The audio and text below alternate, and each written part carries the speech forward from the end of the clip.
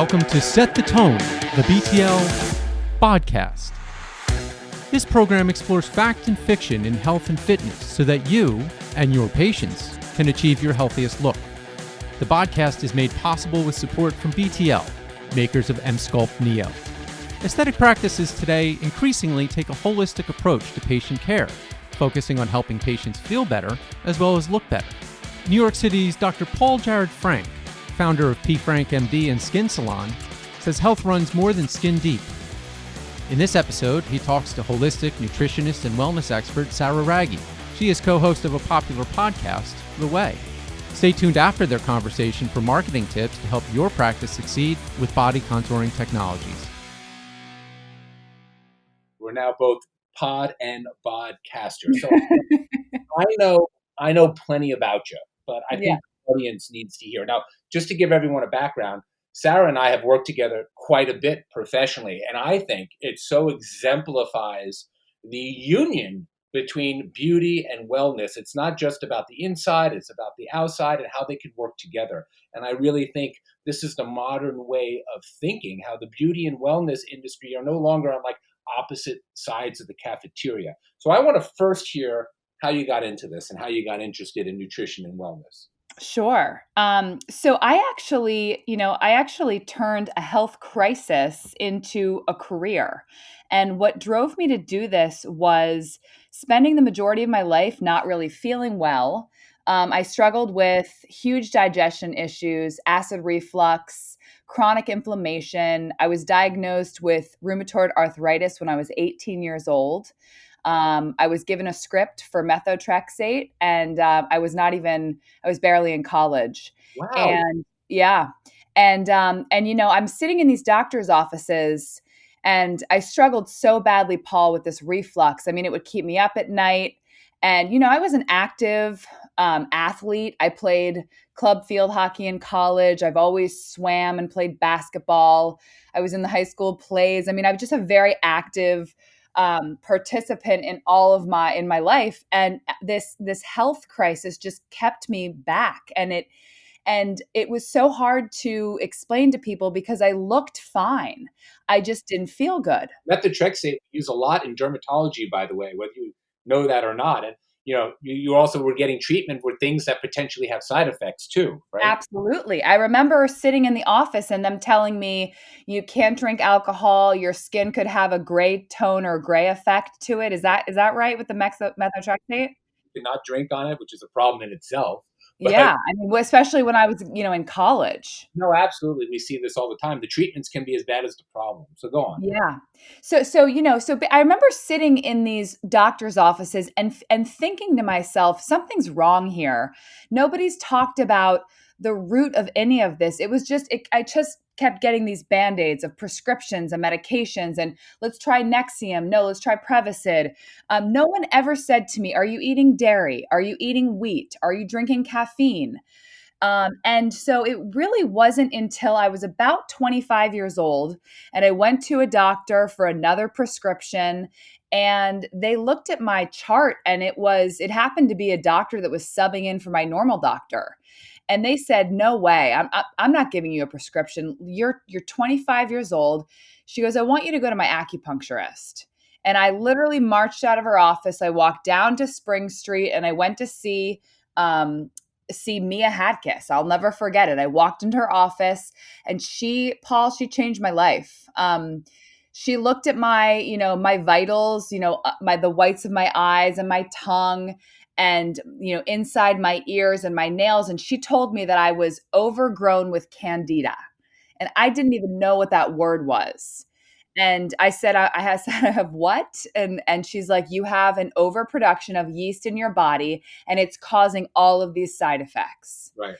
So, so she gave me the number of a holistic nutritionist to call. And I called that woman and we had a meeting and she put me on a Candida protocol cleanse for 60 days. And Paul, you know me, like I'm 100% in or nothing. So she said to me, do you want me to give you sort of the hardcore version of this? Or do you want me to wean ourselves off of this food and put ourselves, I said, no, let's go hard and fast. Like, do you have anything harder than hardcore? I was like, I am hardcore. Let's do this. Once you got better, how did you start? Because you turned this into a career. Totally. So within 2 weeks, I was off all my medications. I was sleeping through the night. I had so much energy. I decided to run the New York City Marathon. I was working in sales and marketing. My sales went through the roof. Like the company CEO came to me and was like, I don't know what you're doing, but keep doing it. I was just crushing it in every category of my life. I think I may have candida too. If it afterwards, I may take the protocol just to see what happens. Totally. I could not believe how amazing I felt. So while having a marketing and advertising career, I decided to go back to school and to learn, basically how food affects you and what are macronutrients and micronutrients and how do you deal with sugar and dairy and all of that stuff. So I went back to school in the middle of my career, and I basically got my degree and I just sat on it. I didn't do anything with it. And then about 5 or 6 years ago, I started coaching people on the side of my advertising career. I had Christian. I was having the voices say to me, like, you have this information, this knowledge, and I just really loved it. And it was what I was doing when I wasn't doing what I thought I was supposed to be doing. Do you know what I mean? Absolutely. So it was like my heartbeat. And I finally said to Chris, I said, honey, I want to do this. And he said, okay, as soon as you feel like you have an actual career, then leave your advertising job. And so as soon as I had 10 clients, I did that. And it's been totally what I have been supposed to be doing, because it's just come to me so effortlessly and naturally. And I pinch myself every day that this is what I do. What I find funny, I find the same thing in my career. You use things from your past, both positive and negative, to channel your passion into current days. And I myself, as a that's for the next way interview when you interview me. But just like you use problems from the past, and you can turn them into positive things by channeling, which is why you're so passionate, and not only qualified, but just great at what you do. I mean, so much of the many things I do in my office, I tell people I can't do it unless you have the help of an expert like you. And we've had patients, people have done liposuction on, Emscuplt on, cellulite treatments, M-tone, all these different things. You can't. That stuff has to be the icing on the cake. The stuff that you're teaching them is like the real kind of meat of the pie, so to speak. So you offer so many different types of programs to your clients. Yeah. How do you match the client and the regimen? What are some of the protocols you go through? What I like to do, and what I found most successful with clients, is to match a plan with their lifestyle. And it starts with their lifestyle. So if it's a stay-at-home mom that's doing pickup and drop off, and they're at home for all of their meals, it's a very different plan than a corporate executive that's flying all over the world in a matter of days, eating on airplanes, eating in airports, at hotels. It's a really different plan. And so what I found is, in order for my clients to have success, it has to be custom tailored to them. And so what I do is I take time to learn about them, their likes, their dislikes, their family, their relationships. And then when I create a plan for them, it's so turnkey and laid out for them that they cannot fail. And then what I do is I am their coach. So for a period of time, whether it's a 6-week period or a 12-week period, or we're doing a quick 4-week cleanse kind of reboot, I am at their disposal, at their fingertips, to cheer them on and also to push them. And so, what I pride myself on is being loving and caring, but I'm also like, let's go, because you're hiring me to get to your goals. And so I like to see people do that. And I'm a little bit tough, and I think people like that. Yeah, it's a form of therapy, all these things, whether you're trying to, life is maintenance. There's no one and done. There's no formula you could read. You can't just buy a diet book, right, and follow it. You can't just just do one type of exercise your whole life. You can't just do That's both, right. or facelift once and be done. Life is maintenance. I call this pro-aging. And we're not answering anti-aging, we're pro-aging, and it's a lifestyle, and it incorporates an Absolutely. enormous amount of pieces of the puzzle. It doesn't have to be overwhelming. It doesn't have to be a chore, but it takes a commitment to certain habits. And I think you, like me, we have the background, we have the education, we have the tools. It's matching the right type of treatments and protocols to the right person, and not only just giving it to them, providing for them the motivation and coaching so they can have sustainable results. And I think that's one of the amazing things I see in all the patients of yours that I've seen, is that they're just like, they're juiced to keep it going. I mean, looking good and feeling good is very reinforcing. You're listening to Set the Tone, the BTL Bodcast, made possible with support from BTL Aesthetics, makers of Emscuplt Neo. Be sure to listen to other episodes in this series as Dr. Frank explores nutrition, exercise trends, fashion, and more. Now back to the conversation with Sarah Wragge. I think that what people are having a hard time now with is some of my clients were in Florida or the Hamptons, and now they're going back into the city and getting back into a routine. And I really talk to them about, it's about a mindset and making a choice, and really about creating structure, right? So if you have the timing of your day down, you can't mess up. So if you know that your workout time is at 7 in the morning, and then breakfast is to follow at 8:30, which is, 12 to 13 hours after your dinner time, and you have kind of a locked and loaded schedule, it guarantees success more so than, maybe I'll work out at 12 today because I got like a little window. So I really just talk to him about creating structure, and what you and I always say, Paul, because we have fun dinners together and we both indulge and have the bread and have the wine. And it's really about consistency and staying, 80 to 90% of the time you're on point, but you also want to be on point because that's what feels good. That's what makes you feel good. I do the same thing with my patients. They go, well, how do I know when to come back, when you can wear off? I'm like, first of all, you'll know. But second of all, you're making an appointment right now in 4 months. You have to give that structure, which is why I do worry a little bit about the whole work home generation. I can't work from home, but a lot of people can. And it's because I really do believe, there are rare exceptions of like the writers who could they write from 4 to 6 in the morning and they have an unstructured lifestyle that suits them. But I do believe most people require some level of discipline, consistency, and structure from the time you're a child, getting your sleeping routine, to the time you're an adult. And I think every form of beauty and wellness. So, before I forget, I want to hear about one thing. I want you to tell me about the Hot Mama. The Hot Mama program.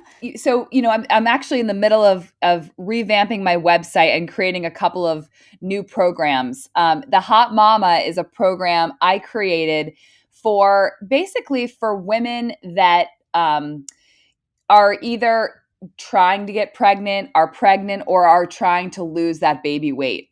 I think that is one of the hardest periods in a woman's life. And you and I have talked about this too. It's just, there's so many. Like the mommy makeover. Totally. Yeah. So, what this program is, we're talking about increasing your chances for fertility with the right types of foods and hormonal balancing, breathing techniques, meditation. Part of why I chose to study holistic nutrition is because it really is like what you're saying in your book, which I totally love, by the way. It's all about the whole person. You can't just treat one thing. You have to, I talk to people a lot about alkalinity and acidity, right? Foods that are acidic versus foods that are alkaline. And just as foods are acidic, so are different types of exercise, right? So spin class is amazing and we both love it, but it is oxygen depriving and it does create a huge lactic acid buildup in the body. Yeah. So is stress. Stress is very acidic. And so it causes inflammation in the body if we don't learn to breathe correctly. And so these are things that I talk to clients about. Let's carve out 5 minutes in the morning for your mommy time before the kids are waking up so that you can do some deep, like ujjayi breathing, do some yoga flows. You and I are super into TM. It is all about the TM, the breathing, transcending to that other place where you can really reach a state of consciousness that you can't when you're on earth, doing what you do all day. And so, the hot mom is basically for me to share my experiences as a mother and as a coach and a nutritionist to really make you best suited to be the best mom you can be. Nice. I got two more questions for you here. The first thing I want to talk about, because you talked about you were on methotrexate and you were getting treating. I want to talk briefly about get a comment from you on food as medicine, because even in dermatology, when I was in training in the 90s, they talked about acne, and people are like, oh, nutrition doesn't affect the skin. Nutrition doesn't affect the skin. And now everyone's like, oh, things of inflammation, sugar, dairy, all these, even gluten sensitivities, all these different things can affect the skin. And now we're very attentive to it. So, food as medicine. Now, from my perspective, food is part of the puzzle. Medicine's part of the puzzle. They don't replace each other. You can't eat well for cancer or for strep throat. But if you do have those things, what you put in your body is certainly an integral part, correct? Absolutely. Yeah. So, do you counsel people? Do you have patients that are sick with any chronic diseases where you try and teach them how to eat better?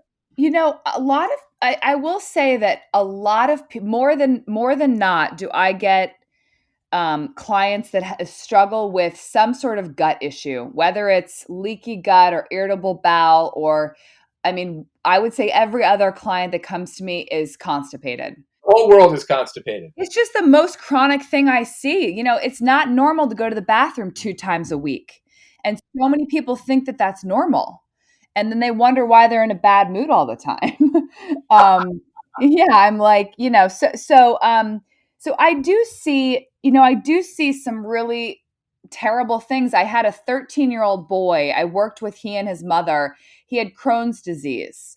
And Paul, when I tell you, if I looked at the diet plan that the doctor sent this family away with, and it was full of whey protein shakes, soy, Yeah. tons of dairy, lots of grains. It was so opposite of what I would have done with somebody with an inflammatory bowel disease. Yeah, that doesn't sound right. It was so wrong. They had him on Ensure shakes because he was also very, very lean and very thin because of what was going on with him digestively. So I said to him, listen, I am not a doctor, but I am going to give you my holistic perspective, and struggling with gut issues my whole life and really having solved them. Let me take a stab at a new plan for you. Literally, the mother called me sobbing that he not only was gaining weight, he felt so amazing, no flare-ups. I put him on a high-fat, high plant-based protein diet full of really delicious protein shakes, made with hemp and avocado and hemp seeds and spirulina, which is an incredible, complete plant-based protein. Chlorella, which is incredibly healing for the gut. It's a plant algae. I put them on all this stuff that they hadn't even heard the words of before. But I do corporate lectures at Mount Sinai for these doctors. They've never heard of spirulina and chlorella. Oh, just medicine. It just blows my mind. I want to hear, before I let you go, Sarah Wragge, in your average day, are there one or two essentials in your overall wellness regimen that you need to get through your day? Yes, absolutely. I am, as I'm an exercise fanatic. I have to move my body. That connection, that mind-body connection for me is so important, and it just brings me so much joy. So whether I'm, hopping on we got a new SoulCycle bike, so I'm hopping on that, or I'm going for a run, or I'm doing a Pilates class or a dance cardio workout. I just have to give myself 45 minutes to an hour of that time to connect with myself. So that's kind of a non-negotiable for me. I believe that starting my day out on the right foot is everything to set the tone. So in a perfect day, I would wake up, I'd have a liter of water. I believe in major hydration. I think that everybody should have between 3 and 4 liters of water a day. We typically lose 1 to 2 liters of water through sweat and urine throughout the day. So to replenish with another liter, you want to hit like 3 or 4 liters. So I start my day off with a liter of water. And then the first thing that goes into my body is greens of some sort. So whether it's a dehydrated greens powder that doesn't break a fast if I'm doing a little bit of intermittent fasting, or a fresh green juice, that actually happens before I have coffee. And I am a big coffee person. The coffee is, something I majorly look forward to every day. Yeah, I'm going to go with coffee is good for you. So I'm going to go with coffee's good for you too. And you know what? It makes me happy. You and I aren't big drinkers. Like if that's my vice, I'll take it. Exactly. You got to run the engines every once in a while, right? Yeah, and I think isn't caffeine good for your skin? I think so. It's supposed to help prevent Alzheimer's too, which I'm going to take. I'm going to take. There you go. There you go. So anyway, Sarah, we can go on for another 3 hours, but I want to thank you so much for coming on. Thank you, Paul. Believe it or not, 2020 will come to an end, and now may be a good time to position your practice to close the year strong. Marketing guru Wendy Lewis, author of Aesthetic Clinic Marketing in the Digital Age, has some tips to help you out. And now is the time to actually take stock of what you're doing so you can end this year with a bang. Because there is still time. The holiday season has historically been some of the best months of the year for aesthetic practices. And we all know that people still want the treatments that you offer. They certainly want the products that you offer, because if they can't afford an expensive treatment or something more elaborate, they can certainly come in for something smaller, appeal, have some skincare, and feel good about themselves. And in this way, they're making a connection that you can hang on to and keep them within your practice. So what are you going to do? Well, holidays are going to be a little bit different this year, right? Not as much wrapping, not as much festivities, but still people are going to be giving gifts. So gift certificates digitally really work. I think people are going to want that this year because it's kind of a treat, maybe even for themselves. I do think that bundling things and special offers this time of year are really the way to go. I mean, you can start with Cyber Monday. You can start with Black Friday, if that's even happening now, because the stores aren't going to be open. They're not going to be running to the nearest shopping center. So Black Friday is taken on a different meaning and gives you an opportunity to actually put something together that's a unique package for patients who really want to come back. Everybody's at a different capacity right now, and that's the biggest challenge for aesthetic clinics, I think. If you're in a city like New York, or Boston or Chicago, you may not really have enough room to see as many patients as you used to, what with social distancing and all the other protocols we have to follow now. So with capacity being down, you want to make the most of every patient visit. And often that's going to mean letting them have more things done within that one visit, so it'll hold them over until they can come back again.